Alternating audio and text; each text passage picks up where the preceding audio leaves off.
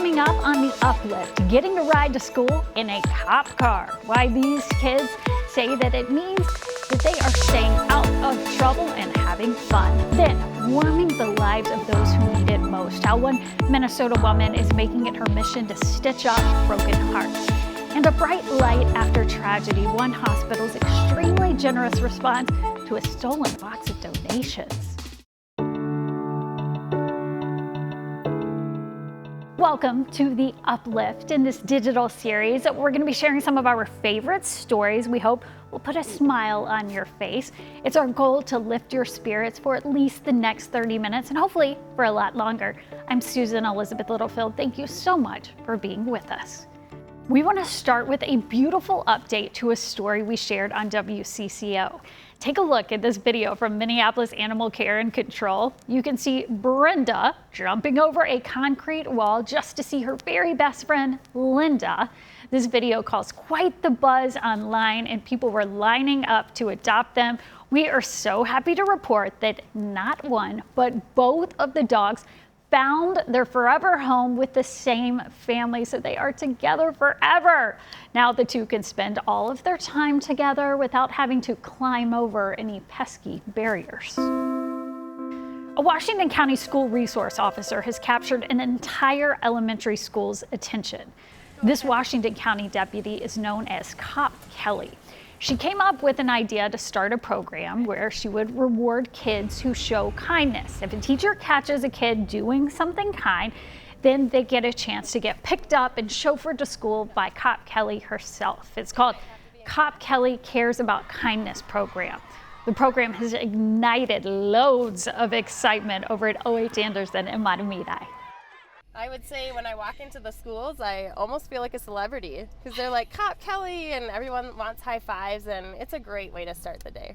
It's always high fives and excited to see Cop Kelly, which isn't always the reaction law enforcement gets. Sometimes I feel like I'm getting just as much joy or even more joy out of this than the kids do. No surprise here, Cop Kelly says she will be bringing the program back to Mahtomedi next year. She also is a guest reader in the school, leads Girl Scouts, and coaches softball and volleyball. A Minnesota seamstress is making one of the most depressing places a bit brighter. I met up with her to hear her explain how she blankets patients in love. It's a place no one wants to be, but it's the place Cheryl Chapman feels she needs to be. So whether it's the docs, the nurses, the families, it's, and it's what can you do to make somebody else's day better. For 46 years, she has been the family liaison for patients at Southdale ICU.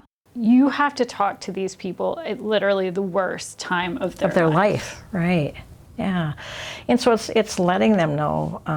That everything that can be done is being done for their family, that we're there for them as well. And back in October, the family of Maria Soon Young Bryant was on the receiving end of one of those devastating talks. It's still hard to believe that she's not here. Maria was a standout dancer, once captain of a Dynas team. The beloved 24-year-old was focused on getting her master's in nursing at the U to support kids with mental health challenges. She was always trying to help other people and cheer them up and help them through their struggles. And she didn't want to burden other people with telling them about her own struggles. She knew that we all loved her, but and her friends loved her. She knew that, but she just couldn't love herself enough. Maria lost her battle with depression, spending her last days at Southdale ICU. And Cheryl was there each time, and she was very, she just was so warm and caring. She came up to us and told us how sorry she was about Maria. And it wasn't just talk. Cheryl was about to take action. She prepared a handmade blanket with a personalized pattern for Maria's bed, a tradition she and her mother started years ago. Cheryl has now laid quilts on 3,000 ICU beds, blanketing every dying patient with love. We always try to do it before they pass away, so that it's on them when the family comes. So when they come to say goodbye, it's not just the sterile white sheet. Right. It's the soft, thing. Something to hang on to. Yeah, it just makes it more homey. That's a big less deal. sterile. It is, because if you've ever had a family member die, you don't forget. Jennifer Park never will. That quilt is now the centerpiece of their home. Maria would have loved those flowers. It was a lovely design. Cheryl knew just which design to choose for Maria. And Cheryl knew just what Maria's family needed. Yeah, it's a tangible reminder of that dark day when we were going to see Maria and her very last day of life. But it's like a glimmer of hope and love that Cheryl brought us. So we're very grateful to her. And it seems like she cares deeply, just like Maria did. Yes, I think they would have really, they're kindred souls. They would have really, really loved each other if they had known each other in person. This is dignity. Yeah, death with dignity. This provides some comfort for the family, and that's what it's all about. It's not about me. Because for Cheryl, just like for Maria, it's always been about others. We have a bright update now to a heartbreaking story we shared on WCCO months ago. This security video from a grocery store in Minneapolis showing a thief stealing a donation box. Well, the money in that box was meant to buy a wheelchair for a Minnesota teen. Now, instead of buying one, Gillette Children's Hospital is building one. WCCO's David Schumann got an up-close look. There's a lot to take in here.